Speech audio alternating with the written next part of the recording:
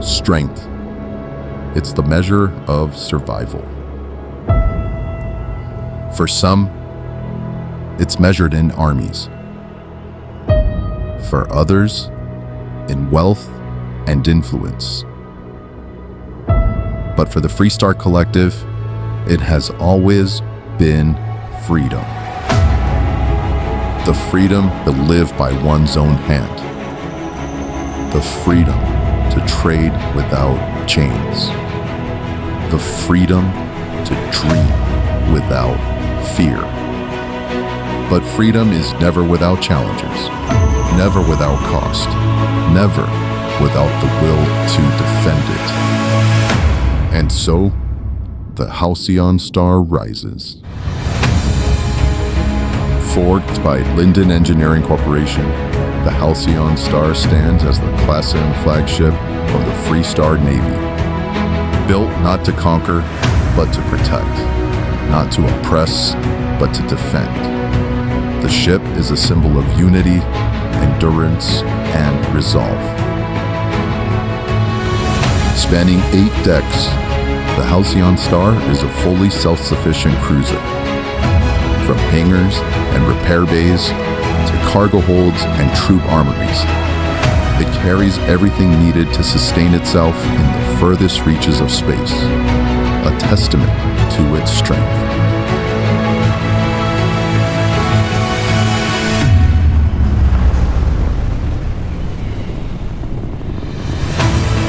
At its heart lies the living soul of the crew.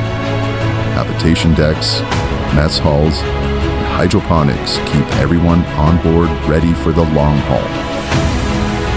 Above them, the ship's nerve center comes alive.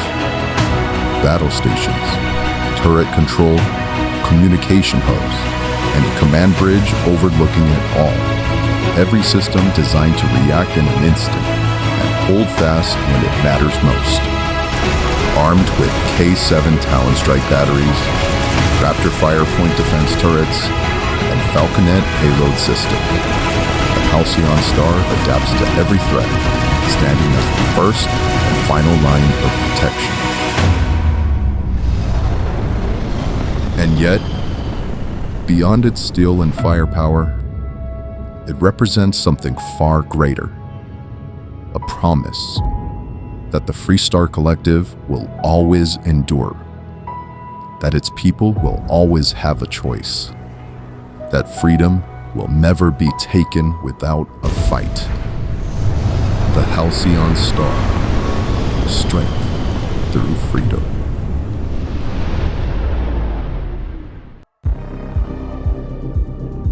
Alright, shipwrights, welcome to another LEC build. I am back with another Class M capital ship for you all today, and this time it's for the Freestar Collective. But first, let's get into some quick ship lore. Expanding trade routes across the Cheyenne, Volii, and Narion systems have transformed the Freestar Collective into a rising economic powerhouse. However, this rapid growth has also drawn hostile attention from Crimson Fleet raiders and spacers, as well as increased competition with the United Colonies. To counter these threats, the Freestar Navy authorized development of a new Class M capital ship. The result is the Halcyon Star. Designed by Lindan Engineering Corporation and commissioned to be the flagship of the Freestar Navy. Built as a deterrent and a symbol of strength, the Halcyon Star embodies the Freestar Collective's resolve to protect its systems and preserve its freedom. So, after doing the Resurgence build, I decided that I was going to attempt a Class M capital ship build for some of the other factions. And since the Freestar Collective is my favorite faction, I had to build one for them next.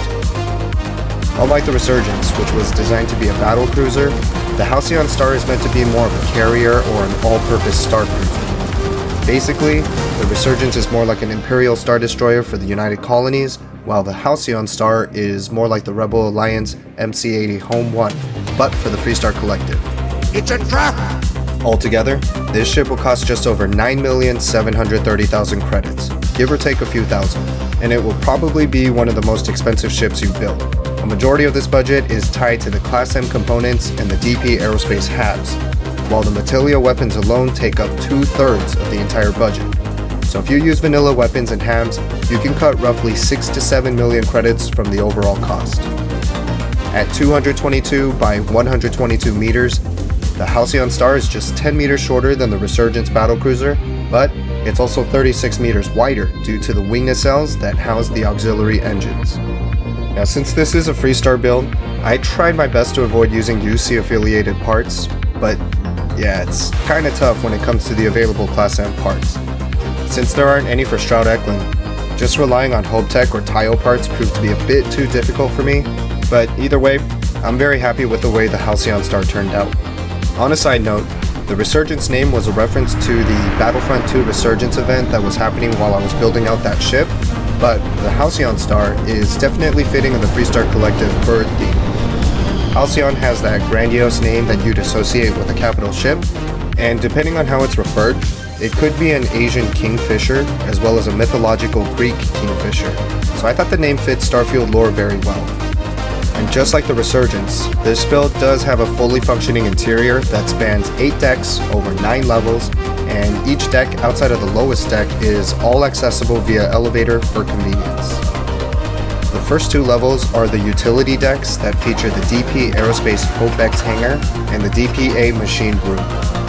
The middle 2 levels are all for crew habitation, and they feature a mess hall, hydroponics, lounging areas, infirmaries, and spacesuit bays, as well as separate accommodations for the entire crew and the officers and the captain. The upper levels are the command station decks and the flight deck, with the main feature being the tri-level DP Aerospace Command Center hab. Now, I have a few things that you need to know about this build. First, there is one part that comes from the paid BadTech mod, and it's that con tower style docker. If you're on Nexus or you don't use any paid mods, you'll have to swap this out for an alternative docker to use that can extend beyond the height of those quad silo fuel tanks and the Intrinity Nova cabs. Second, something I learned with the Resurgence build was that fast traveling became an issue because your player would get stuck underneath the ship when you spawn in, and the only way to get unstuck was to fast travel to your vehicle or like a nearby POI. Or you can use console commands if you're on PC. Now that's something that I wanted to avoid this time, so I designed the front end of the lower hull to have more of a taper that you can walk out from. So far, I haven't had an instance where I got stuck underneath the ship, but if you do, again, just fast travel to your vehicle that spawns next to the ship or to a nearby POI. And if you're on PC, you can use console commands to walk through the walls and then deactivate it after. Until there's an update that has better support for Class M ships, ultimately, it's better to use this ship as a part of your fleet if you have the Watchtower or the Fleet Commander mods. That leads me to my last issue that I need to bring up. The sheer size of this build may cause your game to have performance issues, or worse, crashing. So make sure you do a hard save before and after building this ship as a safety precaution. I'm not gonna lie, that Resurgence build totally broke my main save, but at the same time, I had a lot going on in that save. It was basically my day 1 save, so I visited a ton of systems and had a couple of multi-level resource networks along with a ridiculous amount of assets from resources and aid items to weapons, gear, and ammo, not to mention all of my heavily decorated outposts and ships. So I really had a lot going on in that save, and I was already running into performance issues prior to that Resurgence build anyways, and then after building that ship, that save would just constantly crash whenever I was fast traveling to certain locations. So if you're in a similar boat, where you have like 15 plus outposts with multi-system resource networks, you visited a ton of systems and have like hundreds of thousands of assets between all your decorated outposts and ships, just be careful and make sure you have a hard save that you can revert back to. I had to start a new save last month, and I already have a multi-level resource network along with 3 other outposts, one of which is pretty heavily decorated, and I've run into 0 issues with this ship. As far as the build process goes, this one's a bit more technical than the Resurgence, but ultimately, I think it's much easier since there's no complicated merges. You'll see throughout the guide that we'll be building out certain sections of the ship and then just piecing them together. In fact, I think the most difficult part is just managing the ship building space because we're dealing with larger parts. But that's always going to be an issue when dealing with Class M parts anyways. In any case, always remember, if you have any questions or if you get stuck anywhere, feel free to reach out to me in the comments.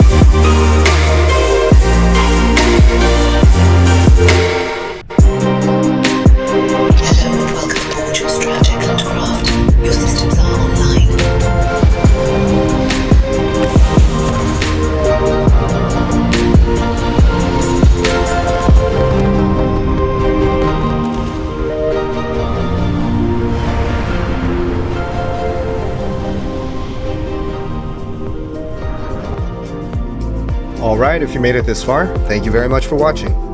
I had a lot of fun trying to conceptualize a Freestar Capital ship, and so I hope you enjoyed the build. I still want to try building a Class M capital ship for each major faction, so let me know in the comments which faction I should try next. And remember, make sure to have a backup save before and after building this ship as a safety precaution, because this game is just not optimized to have such large ships flying around, and you don't want to lose all the time that you put into building this ship just because of a crash. For the next Starfield upload, I'm tackling a long requested ship, the VCX-100 from Star Wars, and it's turning out way better than I expected. I'm still fine-tuning a few things with it, but this build is definitely leaning closer to a dedicated recreation rather than an inspired build, so I can't wait to show that to you all. For the next No Man's Sky build, I'm deciding between an original ship design or recreation, but in either case, this will be a viewer-requested build. And just a heads up, I've been a bit busier for October and will be for November as well, but I'll try my best to keep up this new weekly upload schedule. And I have many builds in the works, so it's not for a lack of ships, it's just the time to edit the videos. As always, feel free to reach out to me in the comments if you have any questions or build requests, or if you just want to chat all things Starfield and No Man's Sky shipbuilding. This is Lindan, signing off. See you in the Starfield.